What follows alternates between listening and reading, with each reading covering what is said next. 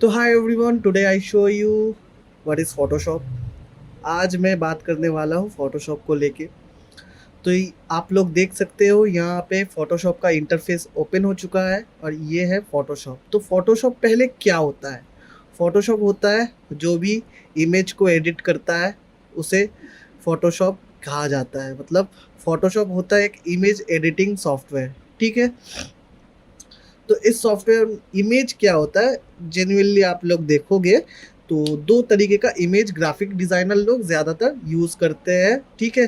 कुछ कुछ होता है लोगों के लिए, ठीक है, कुछ कुछ होता है क्रिएटिव डिज़ाइंस के लिए, और कुछ होता है सिर्फ फ़ोटो एडिट करने के लिए। तो ये दोनों में डिफरेंस क्या है? देखिए, एक होता है वेक्टर इमेज और एक होता है रेस्टर इमेज।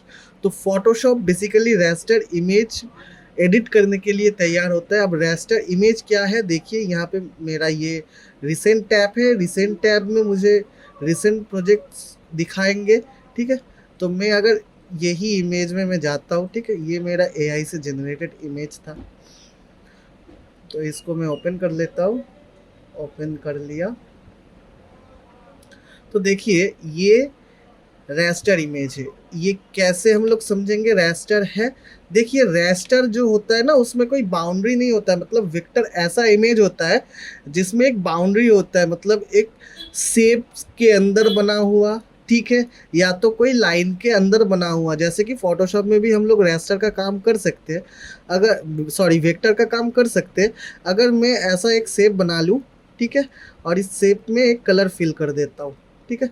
तो देखिए ये मेरा पिक्सेलेटेड नहीं हो रहा है, ये मेरा ऐसा, ये जो इमेज है, ये इमेज इमेज की तरह ऐसा छोटा छोटा बॉक्स में डिवाइड नहीं हो रहा है, क्योंकि इसका एक आउटलाइन है जो इसको बोल रहा है कि इसी के अंदर अपना कलर रखो, ठीक है।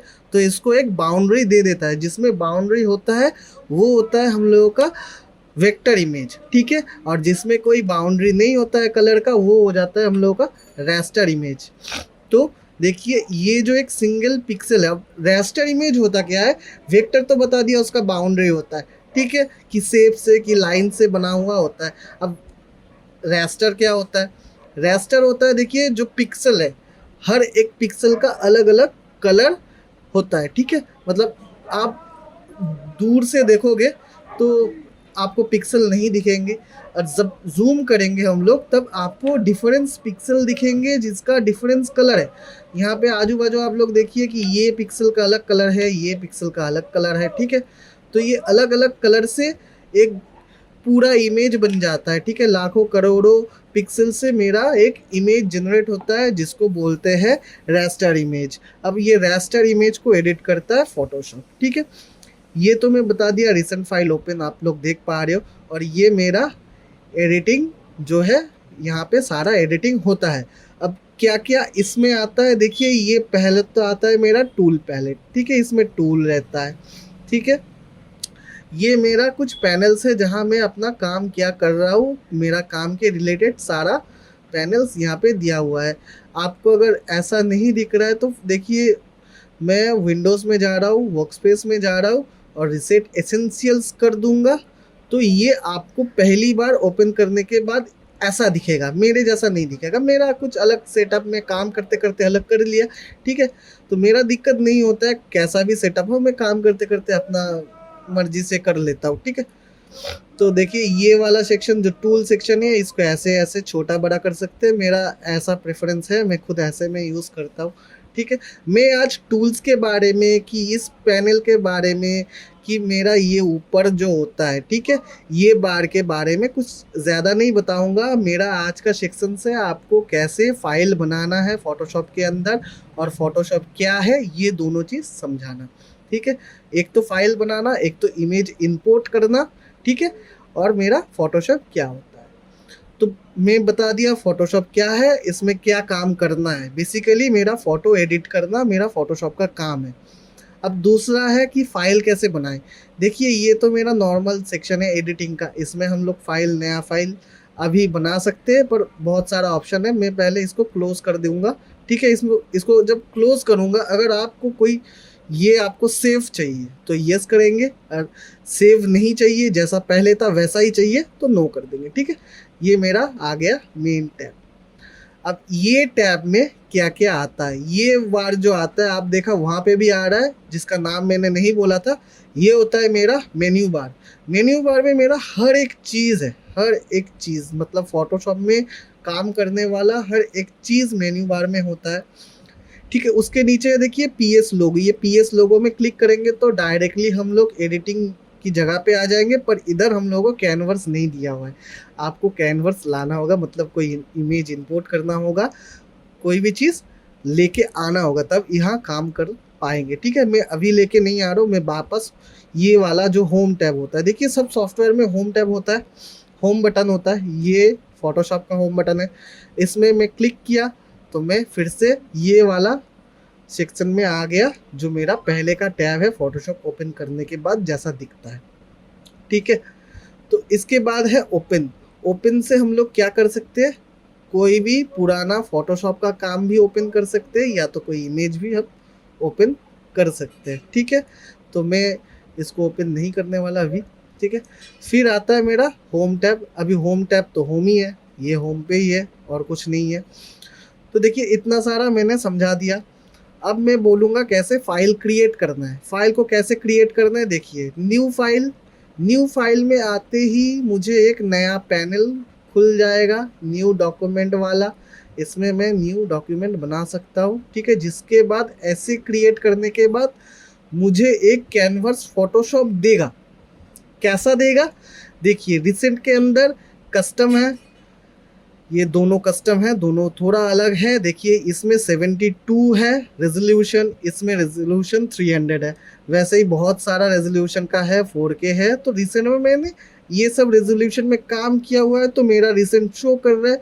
अगर आप लोग रिसेंट फोटोशॉप के काम नहीं किए हो, फोटोशॉप सिर्फ इंस्टॉल किए हो, नया काम करना चालू किए हो, तो आपको ये रिसेंट टैब में कुछ नहीं दिखेगा। ठीक है, दूसरा आ जाता है सेव टैब।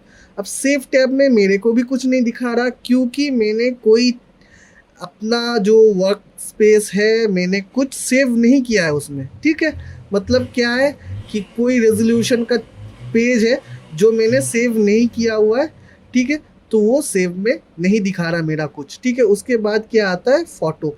अब फोटो में मेरा जो जो फोटो का साइज होता है, उस साइज के हिसाब से मुझे कुछ रेशियो यहाँ प्रोवाइड किया हुआ है। ठीक है, नेक्स्ट आता है प्रिंट।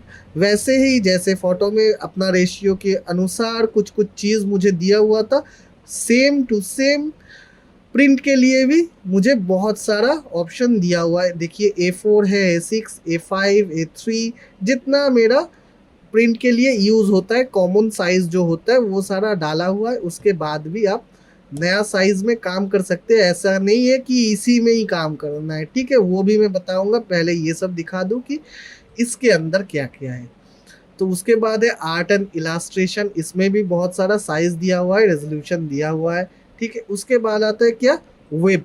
वेब क्या होता है, देखिए वेब होता है कोई भी आप कंपनी का वेब पेज में जाते हो, जो उनका वेबसाइट का पेज होता है। ठीक है, तो उसके अकॉर्डिंग मुझे बहुत सारा रेशियो यहाँ दिया हुआ है कि ऐसा वेब पेज का रेशियो है, ऐसा है, ऐसा है, ऐसा है। तो ये बहुत सारा वेब पेज का रेशियो हमको दिया हुआ है। ठीक है, इसमें भी काम कर सकते हो अगर वेब पेज में वेब पेज का कोई डिज़ाइन कर रहे हो। उसके बाद क्या आता है, मोबाइल है। ठीक है, अब अगर कोई मोबाइल का डिज़ाइन कर रहे हो, कोई ऐप का डिज़ाइन कर रहे हो, तो यहाँ से कर सकते हो, बस डिज़ाइन का पर्पस। ठीक है, डिज़ाइन ही होता है यहाँ, कोडिंग नहीं होता है, घबराने की बात नहीं है। फिर आता है फिल्म एंड वीडियो।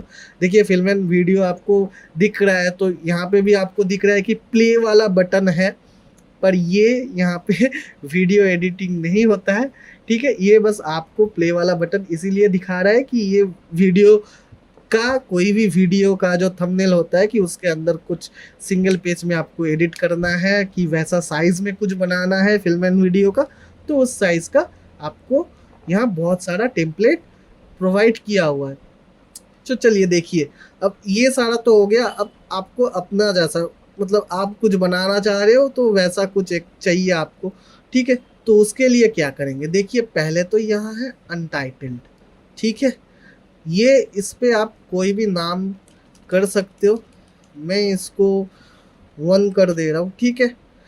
तो इसके बाद क्या होता है, ये उसी नाम पे आपका सेव होके आएगा, ठीक है। उसके बाद सेव करना होगा ऑब्वियसली, ये बस उस नाम पे खुलेगा, ठीक है। और ये प्रीसेट को आप सारा यहाँ पे सारा काम करने के बाद यहाँ से सेव कर सकते हो, जो मेरा सेव टैब में दिखेगा, ठीक है। तो मैं यहाँ पे आ गया, नाम देखिए 1 दिया हुआ था, 1 ही है। उसके बाद है क्या, विथ। विथ इधर दिया हुआ है 1920, ठीक है। और हाइट दिया हुआ है 1080। अब विथ क्या होता है, विथ होता है चौड़ाई, कितना चौड़ा होगा, ठीक है। मतलब हॉरिजॉन्टल जो होता है वो है विथ, और हाइट है जो ऊपर से नीचे, ठीक है। जो वर्टिकल होता है, हॉराइजन और वर्टिकल आपको पता है, ठीक है। अगर पता नहीं है तो एक बार देख लेना, पर मैं एकदम आसान सी भाषा से, लेफ्ट से राइट अगर जाते हो तो वो हो जाता है विथ, और ऊपर से नीचे जाते हो तो वो हो जाता है हाइट, ठीक है। विथ और हाइट आपको समझ में आ गया। यहाँ पे दिया हुआ है देखिए पिक्सल्स। अब इसको, ये वाला बटन आप दबाओगे तो यहाँ पे बहुत सारा आपको मेजरमेंट का नाम दिया हुआ है, जैसे इंचेस दिया हुआ है, सेंटीमीटर दिया हुआ है, मिलीमीटर दिया हुआ है, पॉइंट्स में दिया हुआ है, ठीक है। तो ये सारा कौन सा काम पे आता है, देखिए जब आपका क्लाइंट बोलेगा कि मुझे ये वाला रेशियो में चाहिए, कि 1080 बाई 1920 में चाहिए, या तो मुझे 6 फीट बाई 5 फीट में चाहिए, ठीक है। यहाँ फीट का नहीं दिया हुआ है, पर फीट का हिसाब हम लोग कैलकुलेट कर लेंगे, ठीक है, गूगल में जाके। तो हमको इंचेस में मिल जाएगा, सेंटीमीटर्स में मिल जाएगा, ठीक है। तो वहाँ से हम लोग उसी के अंदर काम करेंगे, ये इसीलिए दिया हुआ है। तो पिक्सल्स ठीक है अभी के लिए। और देखिए मैंने बोला था ये है हॉरिजॉन्टल में, मतलब अभी जब पेज क्रिएट करूँगा तो ये होगा 1920 लेफ्ट टू राइट, और हाइट हो जाएगा मेरा 1080, ऊपर से नीचे का हाइट हो जाएगा 1080। अगर मैं इसका, देखिए ओरिएंटेशन है ना इसका नाम, अगर मैं इसको चेंज कर देता हूँ, देखिए विथ मेरा चेंज हो गया, हाइट भी चेंज हो गया, ये दोनों आपस में स्वाइप हो गए हैं। तो इसमें क्या होगा, मेरा चौड़ाई आएगा 1080, ठीक है। मतलब लेफ्ट टू राइट आ जाएगा 1080, और ऊपर से नीचे आ जाएगा 1920। तो मैं अभी क्रिएट करूँगा हॉरिजॉन्टल में ही, ठीक है। तो ऐसा ही कर देते। अब आ जाता है रेजोल्यूशन। रेजोल्यूशन 72, ठीक है। तो 72 एक डिसेंट रेजोल्यूशन है, इसके अंदर आप काम कर सकते हो। इसके बारे में बाद में और भी डिटेल्स में आपको बताऊंगा, ठीक है। कुछ कुछ चीज़ आज मैं स्वाइप करने वाला हूँ, जो आपको बताना नहीं, मतलब अभी बताना तो ज़्यादा बताना हो जाएगा, ठीक है। तो मैं वो सारा चीज़ स्वाइप कर दूंगा, कुछ कुछ चीज़ें हैं, ठीक है। तो वो अभी ध्यान ना रखते हुए आप बस फोटोशॉप का काम चालू करने वाले हो, तो वही अपने सर पे रख के ये काम करते जाइए, ठीक है। अब देखिए कि 72 रेजोल्यूशन इज ओके, ओके, ठीक है। मैं काम करता हूँ ज़्यादा तक 300 रेजोल्यूशन में, तो मैं 300 कर देता हूँ। और 300 का मतलब है पर पिक्सल पर इंच, ठीक है। पिक्सल पर इंच और पिक्सल पर सेंटीमीटर, मतलब 300 पिक्सल हो जाएगा पर इंच में, ठीक है। और ये सेंटीमीटर में कर देंगे तो पर 300 पिक्सल हो जाएगा पर सेंटीमीटर, 1 सेंटीमीटर के अंदर 300 आएगा, और इंच में रखेंगे तो 1 इंच के अंदर 300 पिक्सल आएगा, ठीक है। तो रेजोल्यूशन एक्चुअली पिक्सल का वैल्यू होता है, ठीक है, 72। उसके बाद क्या आता है, देखिए यहाँ पे मेरा है कलर मोड। कलर मोड है RGB, बिट मैप, ठीक है, ग्रे स्केल होता है, CMYK होता है, और लैब कलर होता है, ठीक है। इसमें ज़्यादा तक हम लोगों का एडिटिंग में मैं बोलूँगा, प्रेफर करूँगा, अगर आपको वेब में बनाना है, जो भी मेरा मोबाइल में आएगा कि कंप्यूटर में दिखेंगे, हम लोग प्रिंट नहीं करेंगे, ठीक है। जो मेरा प्रिंट नहीं होगा, बस मोबाइल में आएगा, उसका आप ये कलर मोड रखेंगे RGB पे। और जो मेरा चीज़ प्रिंट होगा उसका आप रखेंगे CMYK में, ठीक है। RGB मतलब रेड ग्रीन ब्लू, और CMYK मतलब होता है cyan magenta yellow and pink, ठीक है। ये समझ आ गया। तो चलो RGB में रखते हैं। और सारा मेरा वेब वाला काम 8 बिट में ही होता है, 8 बिट में ही सारा वेबसाइट की, सारा जो ऑनलाइन प्लेटफॉर्म है, सारा 8 बिट का ही सपोर्ट में देता है। अगर आप उसके ज़्यादा बिट दोगे भी तो वो 8 बिट में उसको डाउन कर देगा, ठीक है।